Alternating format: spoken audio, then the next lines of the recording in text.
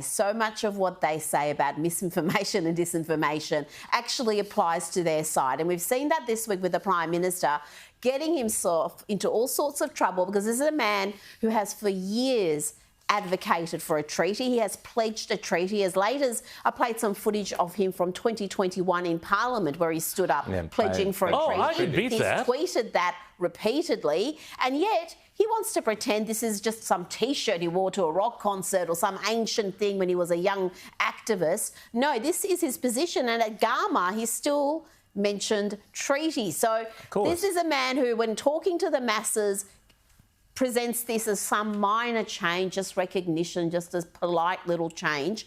But when he's talking to the activist class, when he's talking to his own people, it's a very different story. Well, I can beat this, Rita, because this week in the Daily Telegraph, I wrote a story all about how all the way back in 1986, when he was 23 and a young activist at Sydney Uni, Anthony Albanese signed a big open letter from the broad left coalition calling for reparations, handing back land, sovereignty, all sorts of other things. You know, the radical voice, or, you know, voice plus agenda, I guess you would call it, that we see from activists today. And I'll tell you what, the Prime Minister was not happy about this news story. In fact, actually, guys, it got a little mention on the floor of Parliament. Ooh.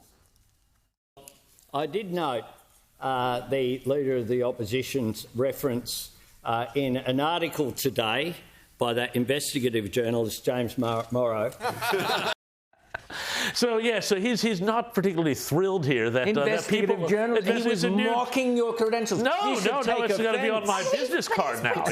He's pretending this is back when he was a young activist in his 20s. No. This is something he has pledged as recently in writing a couple of years ago. So to pretend this is ancient history, to pretend this is just, oh, someone handed me a Midnight Oil T-shirt at a Midnight Oil concert, that's all that treaty was. No, this is part of the Uluru Statement from the Heart. We've told you this here for months. If you actually read the statement, it's very clear. It's a militant statement. It's an activist statement. After the voice comes truth-telling, comes treaty. And it is part of the agenda.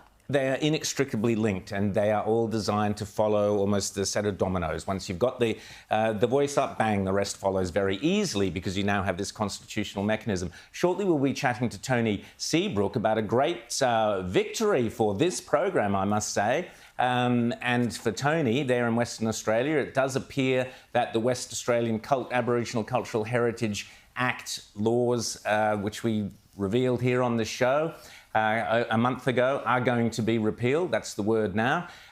So we'll be chatting to Tony about that. Great victory. But of course, that could only happen because it's not in the Constitution. So you see, if the voice were in the Constitution, you couldn't, if it turned out to be a disaster like the WA cultural heritage laws, you can't turn around. Once the voice is in the Constitution, that's it for all time. You can never get rid of it without another referendum, Rita.